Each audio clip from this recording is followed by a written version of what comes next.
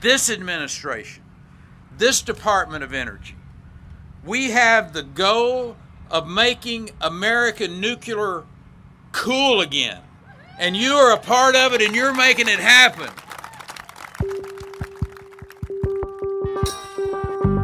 Nuclear power. It's often touted as a low-carbon energy source, an important part of stemming climate change. But nuclear plants around the country are slated to close in the coming years. In an effort to keep them running, some in the Trump administration are pushing to reduce safety regulations for nuclear reactors. But what about 3 Mile Island, Chernobyl, and Fukushima? This is Trump on Earth. I'm Julie Grant. It was the first step in a nuclear nightmare. As far as we know at this hour, no worse than that. But a government official said that a breakdown in an atomic power plant in Pennsylvania today is probably the worst nuclear reactor accident to date. There are a number of issues at play when it comes to nuclear power. Following the partial meltdown at 3 Mile Island in Pennsylvania in 1979, many Americans became fearful of nuclear plants. The federal government responded with new safety regulations. Today, nuclear plants provide 20% of U.S. power generation, but the nation's nuclear fleet is aging. According to a report last year by the nonprofit Union of Concerned Scientists, of the 99 nuclear reactors nationwide, owners have shut down 6 in recent years. 7 more are slated for retirement. In the age of climate change, the union's Director of Energy Research and Analysis, Steve Clemmer, doesn't want the demise of this carbon-free power source. He wrote a report last year called The Nuclear Dilemma, and he joins us now. Hi, Steve. Hi, Julie. Thanks for having me. So after 3 Mile Island, the nuclear accident in Chernobyl in 1986, we might have expected a group like yours, or maybe more so an environmental group rather than a scientific group, to oppose nuclear power outright. But it sounds like the Union of Concerned Scientists supports the use of nuclear power. Can you kind of talk about why you think it's important to maintain this fleet? Yeah, unfortunately, our report has been mischaracterized pretty widely. UCS has been a nuclear safety watchdog for more than 40 years and a leading advocate of renewable energy. But at the same time, we've long recognized that nuclear power is a source of low-carbon electricity, an important source for the U.S., and that the premature retirement of these plants could set back national efforts to reduce emissions. And the scope and impact of climate change really demands that we consider all low-carbon options, including nuclear power. When we released our report, it came out about a week after the Intergovernmental Panel on Climate Change released its report last November that found to limit global average temperature increases to 1.5 degrees Celsius, that we essentially needed to get to net zero emissions economy-wide by mid-century. In order to do that, we need every low-carbon source of energy we can get. You know, as mentioned, nuclear power, according to your report, currently provides about 20% of power generation in the country. Like, can you put that in perspective? There's nothing else that's going to come in, like wind, solar, other non-carbon emitting sources of energy? Like, is there anything else sort of that could step in? Yeah, those sources of energy can step in. In fact, they've been growing rapidly in the United States. Both wind and solar have increased dramatically. When combined with hydro and other renewable energy sources, we're close to actually producing 20% of the country's electricity from renewable energy sources. And those sources are going to continue to grow and actually surpass nuclear. The issue, though, is that with some of the abrupt closure of these existing plants, there's a threat that they're going to be replaced with natural gas, because we've also seen natural gas generation grow dramatically in the U.S., mainly due to the fracking boom over the past decade. We've seen the price of natural gas and the wholesale price of electricity come down by about 50 to 70%. And that's really reduced the revenues that are going to existing nuclear plants. Because of that, our report found that about a third of the existing nuclear fleet in the United States was either uneconomic or slated to close over the next decade. We also did some modeling that found that if those plants did shut down, they would be primarily replaced with natural gas, which could cause carbon emissions to rise at a time when we really need to be achieving deep cuts in emissions to limit the worst impacts of climate change. So why are we seeing nuclear reactors close? As I said, I think the primary reason for that is low natural gas prices, and that's reducing wholesale power prices, which is a large and major source of revenue that nuclear power plants get.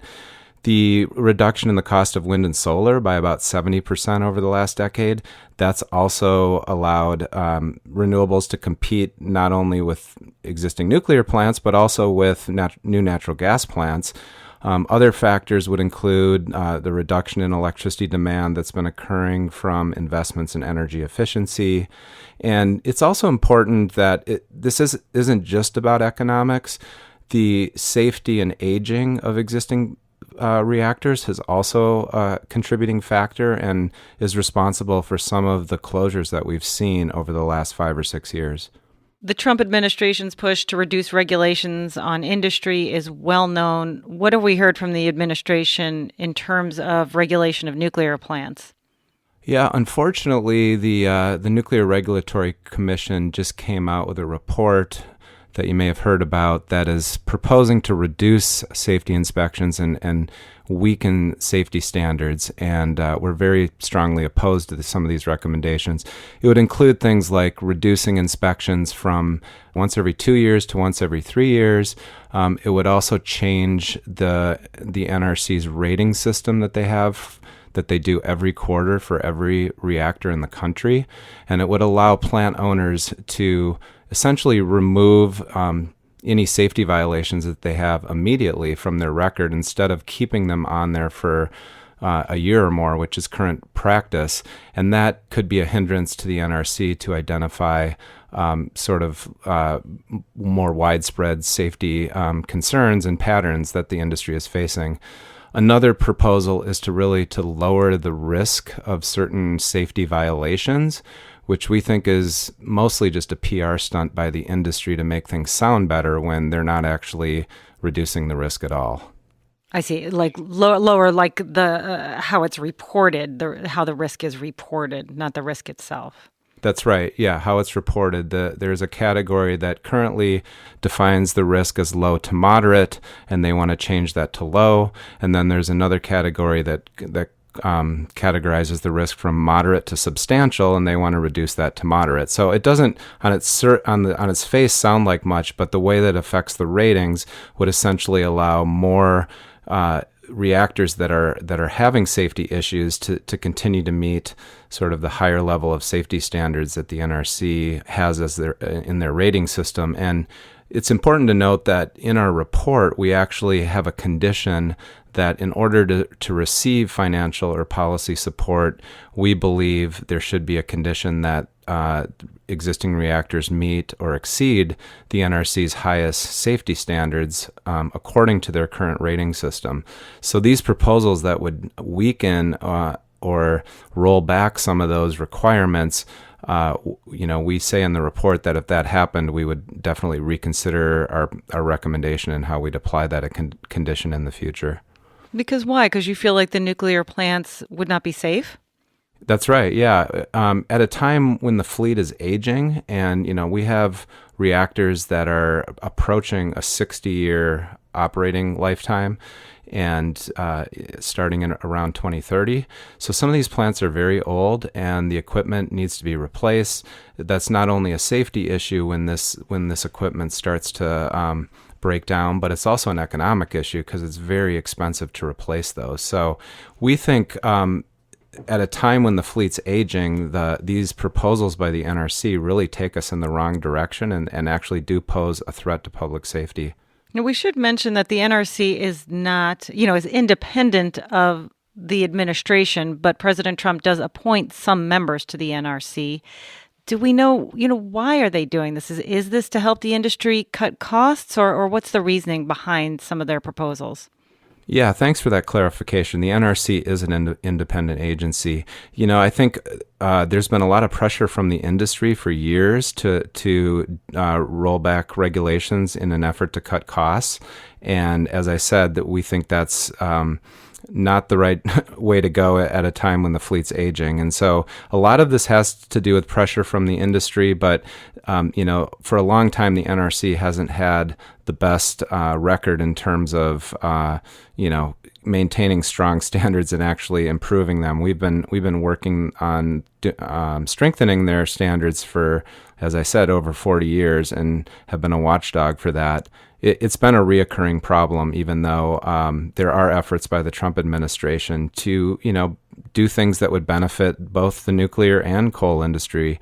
There's some separate proposals that they've put out there that to try to bail out the coal industry, for example, by saying that they offer fuel security and resilience benefits, which we completely disagree with, and they've lumped both coal and nuclear into the same category. Secretary Perry has been pushing this for the last couple of years, and fortunately, none of these policies or financial payments that they've been talking about have been approved. So we'll continue to fight that. So some states have stepped forward. Ohio, Pennsylvania are two that are looking to bail out nuclear plants. Pennsylvania's bill would provide $500 million to the nuclear industry is still under consideration. Ohio's law has already been passed, $150 million annually to First Energy Solutions for the next maybe 6 years to keep two plants running in the state. What do you think of these kinds of bailouts?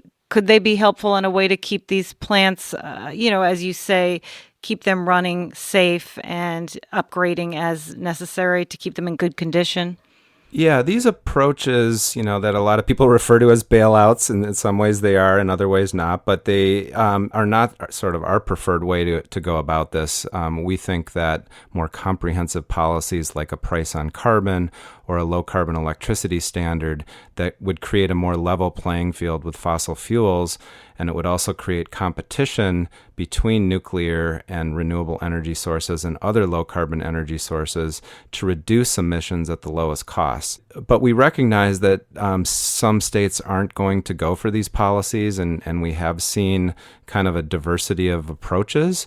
And our report does directly address this in proposing 5 conditions that would apply in these situations where policymakers are trying to provide temporary financial support to keep existing plants open. And this has really varied state to state. We're involved to a certain degree in Illinois, New York, and New Jersey, all passed laws where they provided temporary support for certain distressed plants, but then they also strengthened their renewable and energy efficiency standards, and they also adopted provisions that would limit cost to ratepayers and provide a sort of temporary support, not long-term support for some of their nuclear plants. Unfortunately, the proposals in Ohio and Pennsylvania don't meet those conditions, and they are deeply flawed in our opinion. The law that was recently passed in Ohio is especially bad. In addition to just providing really a blatant handout to nuclear and to coal, they gutted their renewable energy and energy efficiency standards at the same time. This goes against the trend that we've been seeing around the country, not just in the states that have been addressing nuclear, but, states across the country have been increasing their renewables and efficiency standards, recognizing both the economic and environmental benefits of doing that, but also because, as I said earlier, the cost of these technologies have come way down. So, this is really disgraceful, and it's taking Ohio kind of backwards. And just to let you know, I mean, both Ohio and Pennsylvania get very little of their electricity from renewables. In Ohio, it's about 2.5%, and in Pennsylvania, it's about 5%. So, we think a lot of work needs to be done to fix those proposals to make them more acceptable, or, as I said, adopt, stronger, the types of policies that we have in the report that are much stronger. Yeah, I mean, that Ohio law that kind of, that gives money to nuclear and coal as well, and then at the same time kind of guts the energy efficiency and renewable energy standards. How does that sort of, flip the script on like your support for nuclear? Do you know what I'm saying? Oh, Yeah, I mean, we don't think that you can sacrifice safety for reducing emissions. That's a false trade-off, or for cutting costs for that matter. We think both need to go hand in hand. And, our report includes policy recommendations that would accomplish all of those things. And in addition, as we show in the report, the climate and public health benefits of these policies would also exceed the costs of implementing them, and it would, drive down emissions on a pathway that would help us address the impacts of climate change. So, there are ways to do this that can accomplish both. As I said before, Ohio and Pennsylvania and most other states really have not adopted any kind of safety conditions or requirements as part of these laws, and we think that's really important. We also think it's important that there's transparency, that these companies actually open up their books and demonstrate need, because as our report showed, 2/3 of the existing nuclear fleet in the country is profitable. We don't want to be giving those plants and companies money for, really no incremental benefit, because they're going to continue to operate anyways. If we gave them money, it would just increase the cost to consumers and ratepayers. So we really need to adopt policies that are smart and reduce emissions while they limit the costs as well. Let's go back to sort of on the national scale. There are 2 new reactors being built in the U.S., so it sounds like this is kind of a rare thing at this time. These are both in Georgia.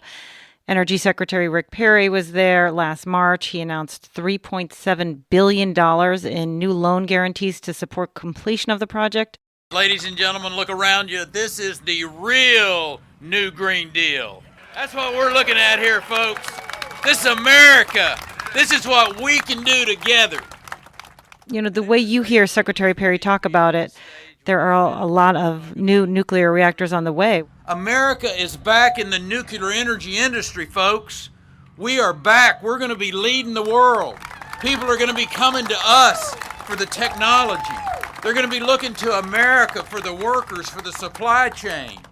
That's what this story's all about. What's your take on that?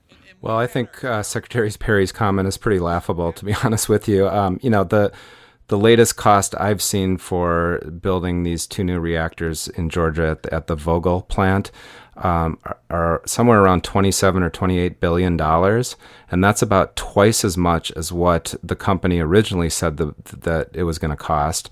And the project is, at least 5 years behind schedule. And as you may know from the news, the company that was building that plant, Westinghouse, a very well-known big company, actually went bankrupt because of it, in addition to a similar plant that was being built in South Carolina that the state regulators actually voted and decided to cancel that project, even though it was under construction and partially built, because of the cost increases that were contributed to Westinghouse's bankruptcy. And so, building new reactors is really expensive. That's why, we're not seeing too many of them being built in the United States beyond the 2 that you mentioned. And, at the same time, we're seeing the cost of wind and solar come way down. The price of natural gas has fallen dramatically. Energy efficiency is cheaper. So it doesn't really make sense from an economic standpoint to be building new reactors. But once again, in terms of, trying to get to meet our climate goals of reducing emissions essentially to zero by mid-century, nuclear power may need to play a role in that, and it's going to be essential that the costs of building those plants come down, as well as, they need to meet high safety standards. We need to make sure that we're preventing any potential for proliferation as well, because some of the new designs actually pose a risk to creating materials that could get into the wrong hands from a safety and security perspective. So, we need to take all those things into account as we're considering what role nuclear is going to play in addressing climate change by mid-century. And so it sounds like you at Union of Concerned Scientists are pushing to really maintain the current fleet, to keep it up to high standards and to not allow the NRC to reduce safety standards in a way. It sounds like you're pushing for them to really maintain the fleet we have to the highest standard. That's right. It's, as our report shows, it's really focused on the existing fleet, but some of the modeling we did, projecting the impacts out to the future, it's possible that nuclear plants could have been built, but they weren't because they were too expensive, as I said. So it's really a lot less expensive actually to keep the existing fleet running than it is to build new plants. And one critical issue that's coming up there is that, as I said earlier, much of the fleet is reaching a 60-year lifetime. That's going to happen pretty much for every reactor in the country between 2030 and 2050. And there have been proposals and applications submitted by some companies to extend their licenses for an additional 20 years so they could operate for 80 years. And none of those applications have been approved yet. And, we would evaluate those kind of on a case-by-case basis. We're not necessarily opposed to that happening, but we would also want to make sure that, aging and safety-related issues are front and center in looking at these decisions, because as these plants age, and there's the risk of accidents go up.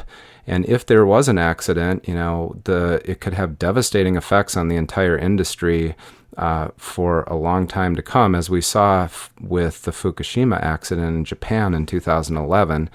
Most of the reactors and plants in Japan are not operating and have not come back online following that accident. And something like that in the U.S. or even in other countries could have a really long-term effect. So it's really important to address those safety issues and those aging issues before we approve license extensions. Do you think it could really be dangerous if the proposal by the NRC comes into effect to reduce some of the safety aspects of the industry? I think it really does take us in the wrong direction and poses a threat to public safety. Just, as these plants age, we need to be especially vigilant about safety standards and requirements to make sure that we don't have problems with those plants. So weakening those standards really takes us in the wrong direction. Well, thank you so much, Steve. You're welcome. Thank you for having me. Steve Clemmer is Director of Energy Research and Analysis at the Union of Concerned Scientists. He wrote a report last year called The Nuclear Dilemma. Thanks for listening to Trump on Earth. This is a production of the Allegheny Front, a public radio program covering the environment in Pennsylvania. Our producer is Andy Cubis. I'm Julie Grant. Hi, I'm Kay Onasoa, an intern here. We're more than 2.5 years into the Trump administration with more than 64 episodes of Trump on Earth. We've talked climate change. If you look at, our energy costs and all of the things that we're doing to solve a problem that I don't think in any major fashion exists. Public health and the impacts on science.